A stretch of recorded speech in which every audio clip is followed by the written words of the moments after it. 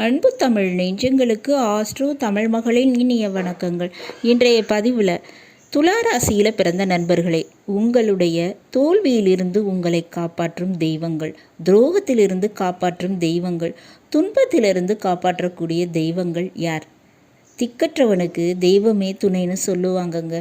உங்கள் ஜாதக ரீதியாக கிரகங்கள் வழியில் எப்பேற்பட்ட தோஷங்கள் பிரச்சனைகள் ஏற்பட்டாலும் தெய்வம் நினைத்தால் எல்லாவற்றையும் மாற்ற முடியும், சரி பண்ண முடியும். அப்படிப்பட்ட தெய்வங்கள், உங்களுக்கு மட்டுமே வரம் கொடுக்கக்கூடிய தெய்வங்கள் எதுன்னு ஒவ்வொரு ராசிக்குமே பார்த்துட்டு வரோம்.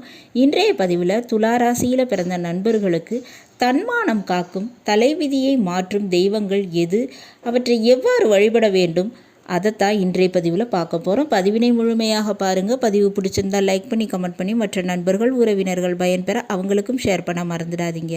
இதுவரை நம்முடைய ஆஸ்ட்ரோ தமிழ் மகள் சேனலை சப்ஸ்கிரைப் பண்ணாத நண்பர்கள் சப்ஸ்கிரைப் பண்ணி கூடவே தெரிகிற பெல் ஐக்கானை கிளிக் பண்ணி ஆல் ஆப்ஷன்ஸும் செலக்ட் பண்ணி வச்சுக்கோங்க. துலா ராசியில் பிறந்த நண்பர்களே, உங்களை பொறுத்தவரை ராசி அதிபதி சுக்கிர பகவான். எனவே தான் இந்த துலா ராசியில் பிறந்தவங்க மற்றவங்களை தூக்கி விட்டு அழகு பார்ப்பவர்கள்னு சொல்லலாம். அப்படிப்பட்ட உங்களுக்கே துன்பம் என்று வரும்போது, துயரம் என்று வரும்போது தோள் கொடுக்கக்கூடியவர்களுடைய எண்ணிக்கை மிக மிக குறைவாகத்தாங்க இருக்கும். அப்படிப்பட்ட உங்களுக்கு நிச்சயம் தெய்வம்தான் துணை.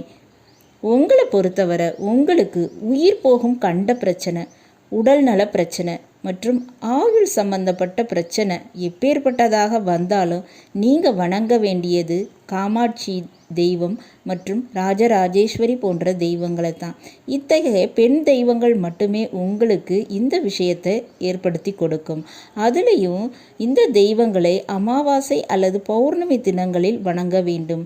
அதுவும் கரும்பு சாற்றினால் அபிஷேகம் செய்யலாம் அல்லது கரும்பு சாற்றி வழிபாடு செய்கிறது உங்களுக்கு மிகப்பெரிய நன்மையை பெற்றுத்தருங்க. எப்பேற்பட்ட உயிர் உபாதை ஏற்பட்டாலும் அதிலிருந்து நீங்கள் தப்பிப்பது உறுதி. உங்கள் ஆயுளை காப்பாற்றி உங்களுடைய உடல்நல கோளாறுகளிலிருந்து தப்பிக்க நினச்சா நீங்கள் இந்த தெய்வங்களை வழிபாடு செய்யணும். இந்த காமாட்சி, ராஜா ராஜேஸ்வரி போன்ற பெண் தெய்வங்கள் தான் உங்களுக்கு ஆயுள் சம்பந்தமான விஷயங்களில் உறுதுணையாக நிற்கும். இடத்துல திருமண வாழ்க்கையில் பிரச்சனைகள் வந்தாலும், பிள்ளைகள் வழியில் பிரச்சனைகள் ஏற்பட்டாலும் அதில் ஒரு நல்லது நடக்கணும் அப்படின்னா நீங்கள் உங்களுடைய தன்மானத்தினை காப்பாற்றப்பட வேண்டும் என்றால் நீங்கள் வணங்க வேண்டிய தெய்வம் நிச்சயமாக கால பைரவர் தாங்க.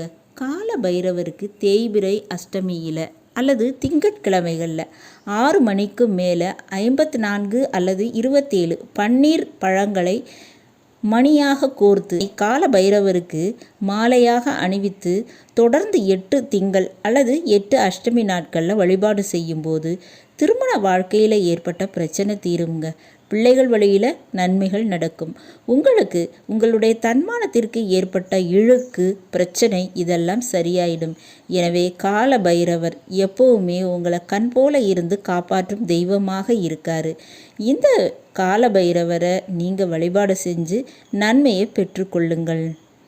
அப்போ இந்த 2 தெய்வ வழிபாடு தொடர்ந்து செய்யும்போது நன்மை மட்டுமல்ல, உங்களுக்கு ஆயுள் கூடும், தன்மானத்திற்கு ஏற்பட்ட பிரச்சனைகள் மாறும். அடுத்தபடியாக நீங்கள் உடல் ரீதியாக வெள்ளி பொருளை அணிந்து கொள்வது நிச்சயமாக உங்கள் ஆயுளுக்கும் ஆஸ்திக்கும் யோகமாக இருக்குங்க. இதனை எப்போவுமே நீங்கள் ஃபாலோ பண்ணிக்கோங்க. இதிலும் குறிப்பிட்டு நீங்கள் உங்களுடைய வம்சாவளிக்கும் சொத்துக்கள் பிரச்சனை ஏற்பட்டது என்றாலும் சரி, அல்லது உங்கள் சொத்துக்களுக்கும் படிப்புக்கும் நீங்கள் செய்ய வேண்டிய வழிபாடு அப்படின்னு பார்த்தா முழுக்க முழுக்க ஜீவசமாதி வழிபாடு, ஆன்மீக பெரியோர் வழிபாடு செய்கிறது தாங்க. மலை ஏறி சென்று வழிபாடு செய்கிறது ரொம்பவே நல்லதுங்க. அது எந்த ஒரு தெய்வமானாலும் சரிங்க.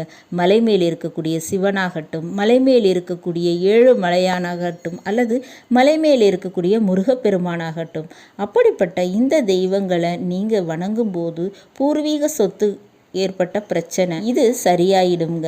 ஆஸ்தி பிரச்சனை நிச்சயமாக மாறும். இதுக்கு இந்த வழிபாடுகளை செய்யுங்க. பெரிய அளவு நன்மைகள் நிச்சயமாக கிடைக்குங்க.